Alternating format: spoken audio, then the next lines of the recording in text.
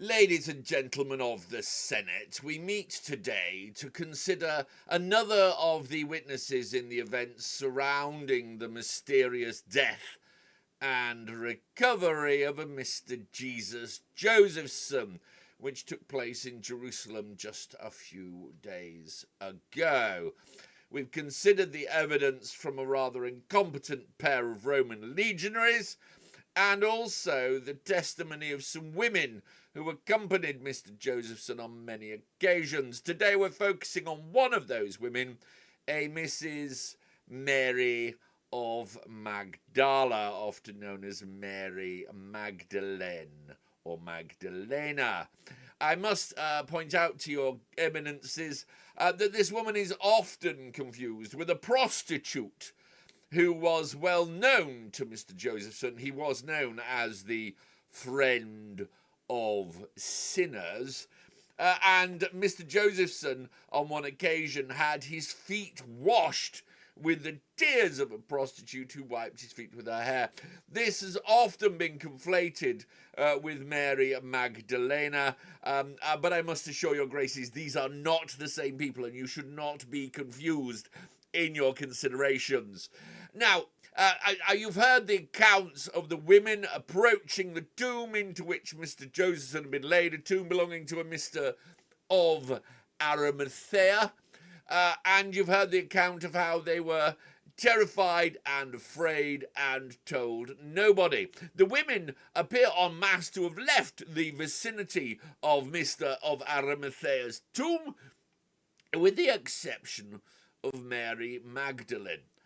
There have been suggestions that she was particularly close to Mr. Josephson, not in a romantic sense on his behalf, but there are suggestions that she was particularly attached to him, having been healed by him allegedly on a previous occasion.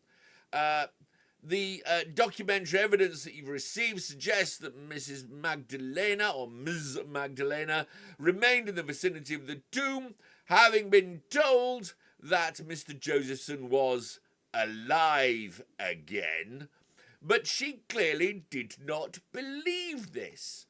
It is very interesting to note, your eminences, that the first response of almost every one of Mr. Josephson's disciples so far, when they hear the news of his alleged resurrection, which appears to be the word they're using to describe it, immediately doubt the veracity of that news, and Ms. Magdalena is of no exception. She remains by the tomb, she is crying, she's been visited by two angelic beings, according to her rather dubious account, but she remains by the tomb and she remains crying, and she sees somebody whom she believes to be the gardener, the person responsible for looking after the garden in which the tomb is placed.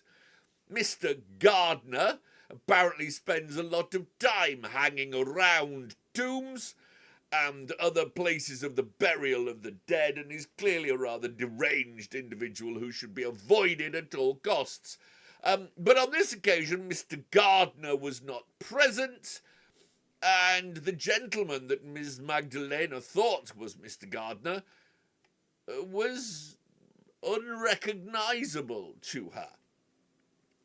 She asks him, thinking him to be Mr. Gardner, where he has placed the body of Mr. Josephson, and he responds simply by saying the name Mary. She then suggests that in that instant she recognised that this was not Mr. Gardner, but in fact Mr. Josephson, and she called him, and I quote, Rabboni, which in the rather barbaric language that they speak in that particular part of the world means teacher. Apparently it's an honorific.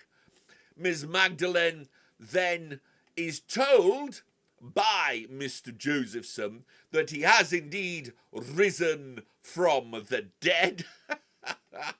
And Mr. Josephson then instructs Mary to go and be a witness to the men. Again, this is quite remarkable, because under Jewish law, women are considered far too unreliable to be witnesses. If Mr. Josephson were going to appear first to anybody, one would have thought it would have been Simon, son of Jonas, a.k.a. Peter, a.k.a. Rocky, or John, one of the Thunder twins, who was allegedly the most loved of the Mr. Josephson's disciples. You would not expect that Mr. Josephson, if indeed it is Mr. Josephson, would have chosen a woman to be his first witness. It is quite preposterous, as I'm sure your graces will agree.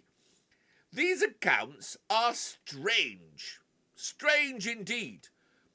But what is most interesting is that they bear the hallmark of truth. No one making up this story would place the first witness to the resurrection of Mr. Josephson to be a woman. It would be dismissed out of hand, especially by the Jews, whom I presume Mr. Josephson's disciples were attempting to convince of the veracity of their claims. For the first person to see Mr. Josephson to be a woman is, quite frankly, remarkable, your graces. I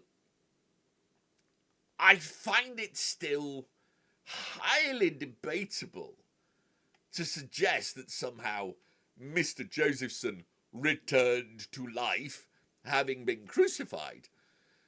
But with the exception of Legionary Dimas, I have to say the remaining accounts bear significant hallmarks of veracity, with the exception, of course, of someone who's been crucified being alive again afterwards. So, your graces, I urge you to consider Ms. Magdalena's testimony. I urge you to consider whether, in trying to persuade the Jewish nation of Mr. Josephson's resurrection, a woman would have been chosen. It does seem really quite remarkable. Next week, we will be speaking to Mr. Cleopas and his companion, who apparently also claim to have encountered Mr. Josephson in unusual circumstances. But for now, I leave your graces to consider the evidence that you have been presented. This Senate shall rise!